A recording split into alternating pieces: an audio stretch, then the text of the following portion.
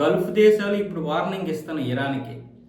ఒకవైపు ఏమొచ్చేసి America, Israel దాడులు చేస్తున్నాయి.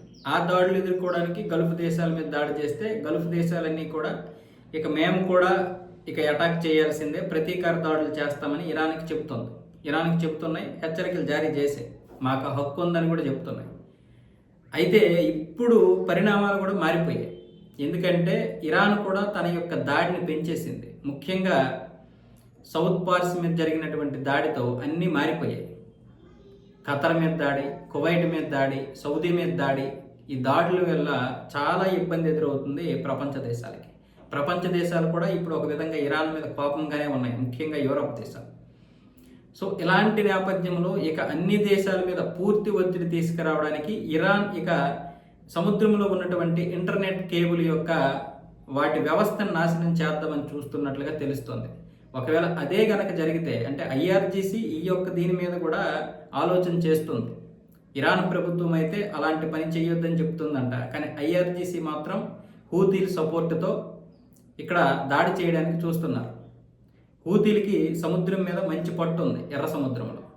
ఆ కేబుల్ యొక్క వివరాలు కూడా పూర్తిగా తెలుసు వాళ్ళకి. పైగా పెద్ద లోతులో కూడా లేవు, 200-300 అడుగుల లోతులో ఉన్నాయి. సో వీటి మీద కనుక దాడి చేస్తే మొత్తం అన్ని వ్యవస్థలు నాశనం అయిపోతాయి. కానీ అదే గనక జరిగితే మొత్తం ఇరాన్ మీద అప్పుడు భారత్తో సహా అన్ని దేశాలు కూడా కోపగించుకోవాల్సి వస్తుంది. ఒకవేళ అదే జరిగితే కోపగించుకోవడం కంటే ముందు అన్ని వ్యవస్థలు నాశనం అయిపోతాయి. బ్యాంకింగ్ వ్యవస్థతో పాటు ఏఐ, అది మొత్తం ఇక 80% ఇంటర్నెట్ మీద ఆధారపడి ఉంది మన జీవితం అంతా కూడా. సో ఇప్పుడు ఈ యొక్క కేబుల్ మీద దాడి చేస్తే అది అణుబాంబు కంటే అతిపెద్ద దాడి అంటున్నారు విశ్లేషకులు. కాబట్టి ఏంటి పరిస్థితి?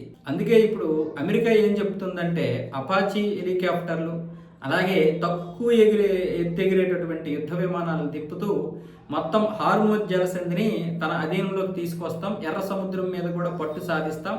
ఇరాన్ ఏ విధంగా ఇటువంటి దాడి కేవలం కేబుల్స్ మీదే కాదు, ఒక్క నౌక మీద కూడా దాడి చేయకుండా, ఈగ వాలకుండా మేము అన్ని విధాలుగా కూడా ప్రయత్నాలు చేస్తామని చెబుతోంది. అంటే మొత్తానికి నెట్ మీద ఏం చేయకపోవచ్చు, కానీ దాడి చేద్దామనే ఆలోచన మాత్రం వచ్చేసింది. కాబట్టి అదే జరిగితే ప్రపంచం తలక్రిందులైపోద్ది. ముఖ్యంగా మన ఆసియా, ఆఫ్రికా, ఆసియా అనేవి ఇక నాశనం అయిపోతాయి. ఇక పక్కన పెట్టండి అది, కానీ మన ఆసియా కంట్రీ మొత్తం నాశనం అయిపోద్ది. దాంట్లో కంటే ఎక్కువగా మన మీద పడుతుంది ఎఫెక్ట్.